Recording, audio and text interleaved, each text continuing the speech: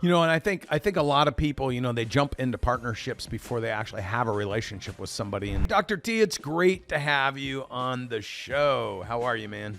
I'm doing great. Thanks for inviting me.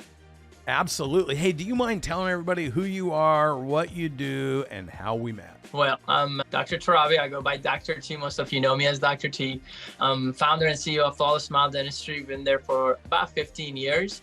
It's actually a 15-year anniversary this June, and we change people's life by changing their smile, fix their grill. Let's go. All right, so listen, you and I partnered, I don't know, maybe a year ago or so. We've been working together, what now, 2.5 years?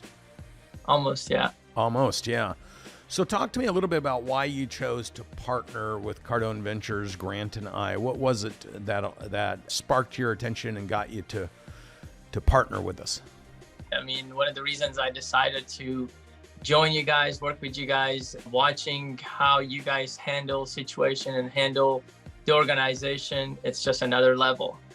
And I think a lot of people, they jump into partnerships before they actually have a relationship with somebody, and then they don't get what they want out of the partnership, and then they go negative on it. And so from our perspective, we worked together, earned a friendship first, and then earned helping each other, and then partnered.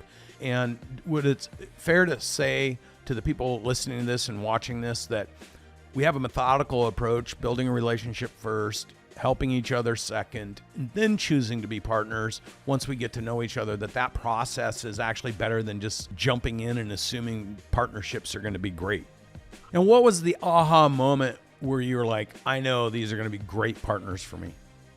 I believe the first time that we met, talking to you and seeing some of the things from your perspective, the way you were handling things, that was my first aha moment. And I know it was very early, in my opinion, to recognize that, but I was ready to jump in.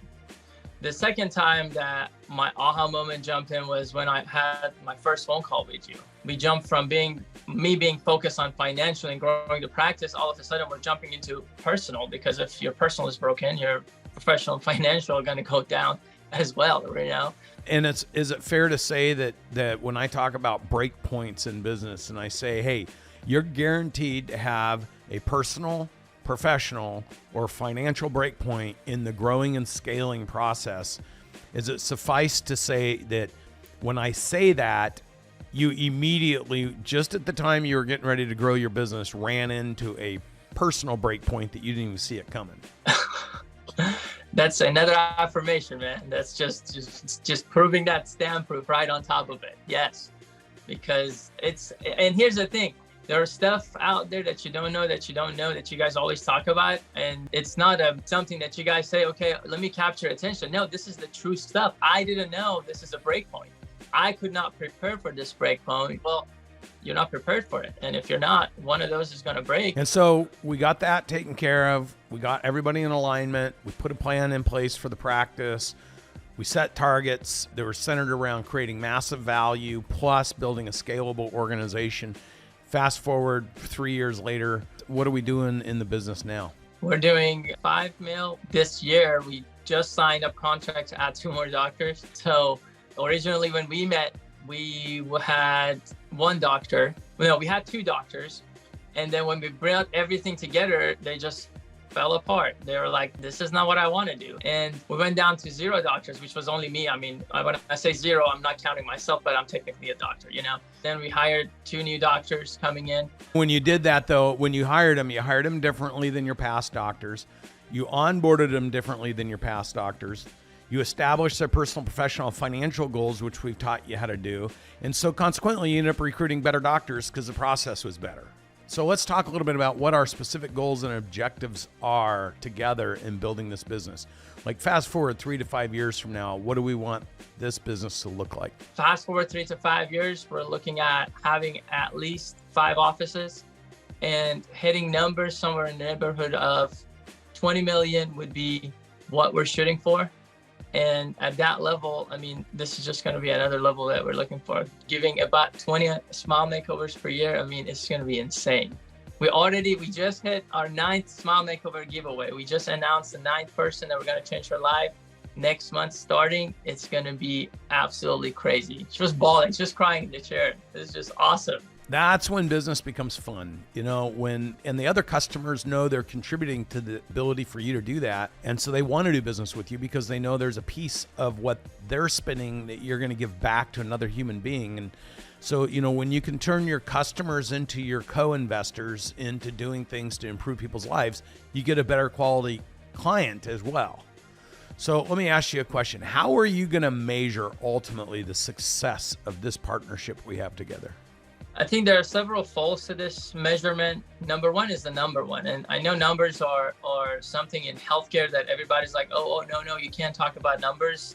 That's absolutely nonsense. If you don't know your numbers, you don't know what you can do, So measuring success of this partnership would be hitting the numbers that we've never thought we're going to hit. That's awesome. And so our initial target is to build a $20 million business together, and then also to go out and get 1,000 independent doctors who are doing under $1 million of revenue and show them how to create $2 or $3 million clinics by giving them the operations and the systems and the processes and the leadership skills. If a doctor's listening to this right now and they're in business and they're kind of where you were a couple of years ago, and they feel like they're overwhelmed and they're undervalued and they're busting their ass and they're a slave effectively to the business at this point, what words of encouragement would you give them about why they should work with us versus some DSO somewhere? The beauty of ours compared to the others, there are so many different factors. Number one is being able to help the organization from the foundation up is going to be huge, that the practice will function automatically on its own without you having to worry about it by building these little blocks into it. Number two is going to be, you don't have to necessarily work harder, but working smarter. A lot of us think that, hey, if I work harder and add these many days and do this, I can automatically produce more. But that's not correct. That's not true. Knowing those little systems to place in to maximize efficiency, that's what's going to determine how you can grow and ultimately freeing up yourself and being able to help more patients. Can you explain to people watching this from your perspective, since we've been working together for so long, how we individually and collectively complement each other so we both can move faster in execution in business? Having that drive, being inspirational all the time, being positive, being disciplined to the ultimate goal that we have to help more people. I think that's the main key of being able to push the whole organization to the next level. At the end of the day, everybody wants to grow, but being aligned throughout that process and keeping each other accountable doing that, I think that's how we can kill it. There's no other way.